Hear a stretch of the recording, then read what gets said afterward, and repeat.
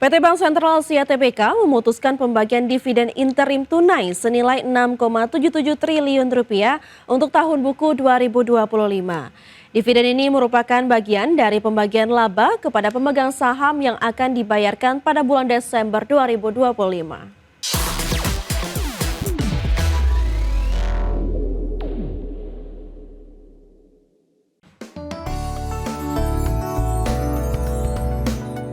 PT Bank Sentral Asia Tbk emiten berkode saham BBCA memutuskan pembagian dividen interim tunai senilai 6,77 triliun rupiah untuk tahun buku 2025.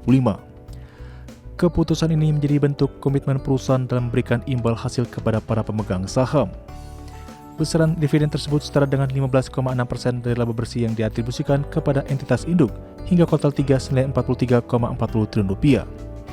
Dividen per saham ditetapkan sebesar Rp55 dengan tingkat hasil atau yield sebesar 0,65%, mengacu pada harga saham Rp8.475 pada penutupan tanggal 24 November 2025.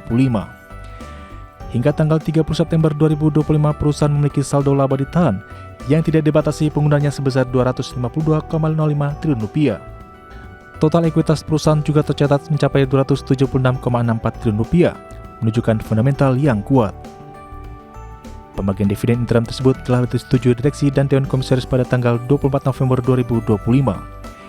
Dividen akan diberikan kepada pemegang saham yang namanya tercatat dalam daftar pemegang saham pada tanggal 4 Desember 2025 pada pukul 16 waktu Indonesia Barat.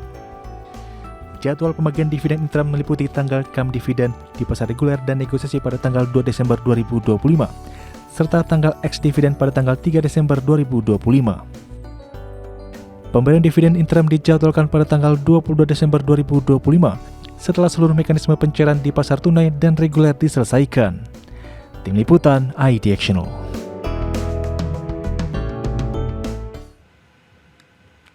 Pemirsa, PT Bumi Resources Minerals menargetkan konstruksi tambang emas bawah tanah di Kota Palu selesai pada kuartal 3 tahun 2027. Target ini dicapai melalui fasilitas pendanaan sindikasi yang masuk ke perusahaan. PT Bumi Resources Mineral menargetkan proyek konstruksi tambang emas di bawah tanah di Kota Palu selesai pada kuartal 3 tahun 2027. Pembangunan ini dikerjakan melalui anak usaha perusahaan yaitu PT Citra Palu Minerals. Pimpinan perusahaan menjelaskan bahwa target tersebut dicapai seiring masuknya pendanaan sindikasi yang diterima perseroan. Dari total pinjaman sindikasi senilai $625 juta AS, anak usaha PT Citra Palu Minerals mendapatkan fasilitas kredit senilai $425 juta AS. Selain proyek tambang emas bawah tanah, fasilitas pinjaman juga dialokasikan untuk meningkatkan kapasitas pabrik karbon Inletch di Kota Palu dari 500 ton menjadi 2.000 ton biji per hari. Peningkatan ini targetkan selesai pada bulan Oktober 2026 dan diharapkan memacu produksi emas mulai kuartal 4 tahun 2026. Pimpinan perusahaan menyampaikan bahwa tambang tersebut memiliki kadar emas tinggi yaitu sekitar 4,9 gram per ton. Aset ini diproyeksikan mampu meningkatkan produksi perusahaan ketika operasi penuh, dimulai pada semester 2 tahun 2027. Fasilitas pinjaman jangka panjang untuk PT Citra Palu Minerals ini berasal dari Bangkok Bank Public Company Limited, Bank Permata, Bank Mega, dan Bank Sentral Asia. Pendanaan tersebut mencakup pembangunan tambang serta kebutuhan operasional lain, sehingga diharapkan dapat meningkatkan volume pengolahan biji saat tambang bawah tanah beroperasi. Tim Liputan IDXNL. Pemirsa, PT Wijaya Karya atau Wika meraih 2 kontrak baru di sektor sumber daya air senilai total Rp678 miliar. Proyek berasal dari Kementerian Pekerjaan Umum untuk pengendalian banjir di Merauke dan pembangunan reservoir air minum di Jakarta Barat. PT Wijaya Karya atau Wika meraih 2 kontrak baru di sektor sumber daya air senilai total Rp678 miliar. 2 proyek pemerintah tersebut masing-masing untuk pembangunan infrastruktur pengendalian banjir atau KSPP Merauke senilai Rp511 miliar, serta pembangunan reservoir DC Semanan, Spam Regional Karian Serpong senilai Rp167 miliar. Pada proyek Merauke, Wika akan membangun tanggul pengaman, saluran pengendalian banjir, bendungan, pintu air, dan struktur pengatur muka air menggunakan teknologi sensor hidrolik untuk memastikan akurasi pengendalian debit. Untuk proyek reservoir DC Semanan mencakup pembangunan reservoir 8.500 meter kubik jaringan perpipaan, rumah pompa, bangunan penunjang hingga sistem mechanical, electrical, dan SCADA dengan masa pekerjaan 600 hari kalender.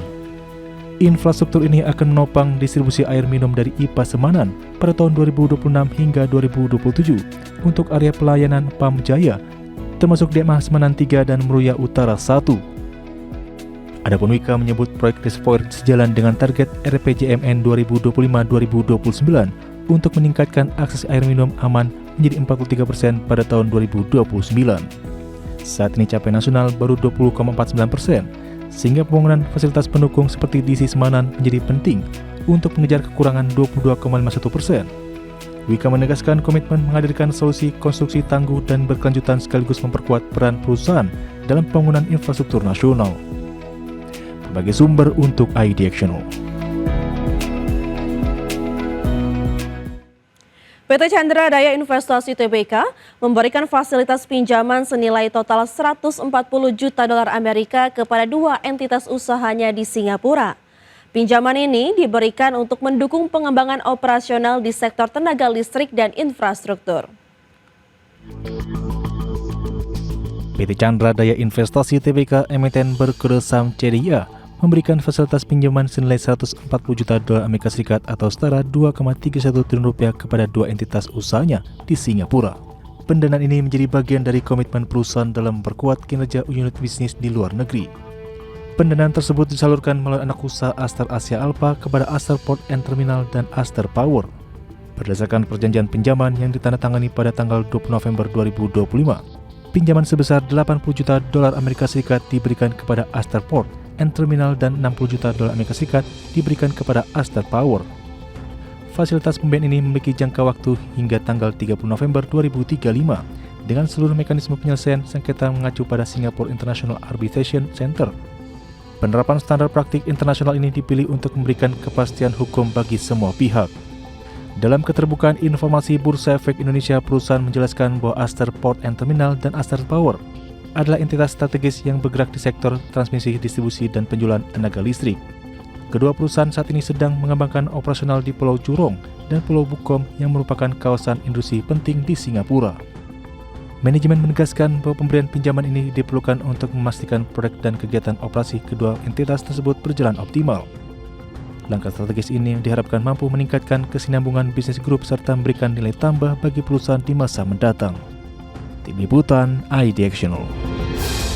Pemirsa, Presiden Prabowo Subianto memanggil Kepala Badan Riset dan Inovasi Nasional Arif Satria dan Wakil Kepala BRIN Amrullah Oktavian ke Istana Negara Jakarta. Dalam pertemuan tersebut, Kepala BRIN menyampaikan laporan sekaligus menerima arahan langsung Presiden Prabowo terkait masa depan riset dan inovasi nasional. Lebih lanjut, Arif Satria mengaku telah melaporkan langkah-langkah jangka pendek yang telah disiapkan untuk menata ulang organisasi dan memperkuat dukungan terhadap program prioritas pemerintahan Presiden Prabowo, khususnya yang berkaitan dengan pangan dan energi.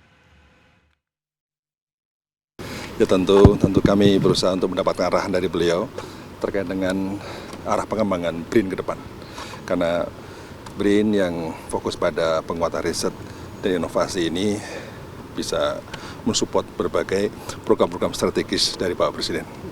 Bahan-bahan yang sudah disiapkan untuk bertemu dengan Pak Presiden apa gitu? Ya, terkait dengan soal bagaimana inovasi yang dihasilkan oleh BRIN dan berbagai lembaga riset di Indonesia tentang pangan, tentang energi, dan juga berbagai proyek strategis yang sedang kita persiapkan. Di antaranya apa aja mungkin Prof bisa disampaikan yang jadi prioritas terkait program-program strategis yang akan didorong oleh BRIN? Ya, intinya bagaimana kita sekarang mengakselerasi untuk kolaborasi dengan berbagai kementerian agar kementerian dalam konteks policy bisa berbagi. Menteri Energi dan Sumber Daya Mineral atau ESDM Bahlil Lahadalia menarik izin pertambangan pasir kuarsa dari yang sebelumnya di pemerintahan daerah menjadi ke pemerintahan pusat. Hal ini imbas adanya penyalahgunaan izin dari tambang tersebut. Di mana sebelumnya Bahlil menemukan kecurangan penambangan ilegal timah, namun izin yang digunakan merupakan izin pertambangan pasir kuarsa. Bahlil menyampaikan tengah menyiapkan aturan baru agar kewenangan perizinannya ditarik ke pemerintah pusat guna memastikan pengelolaan sumber daya berlangsung sesuai ketentuan yang berlaku. Bahkan tak hanya untuk pasir kuarsa, melainkan juga untuk silika. Sebelumnya, Bahlil bersama Menteri Pertahanan Syarif Samsudin menemukan aktivitas tambang ilegal di tambang Bangka Belitung. Kegiatan pertambangan ilegal ditemukan ketidaksesuaian izin, di mana yang diajukan dari tambang timah adalah izin tambang pasir kuarsa. Satu yang kemarin saya temukan bahwa mereka izinnya pasir kuarsa, tapi dalamnya adalah timah. Maka kemarin Ratas juga memutuskan bahwa untuk izin pasir kuarsa dan silika, tadinya memang izin itu di pusat, tapi kita serahkan ke daerah. Nah sekarang dengan keputusan Ratas kemarin, maka akan ada revisi peraturan untuk seluruh perizinan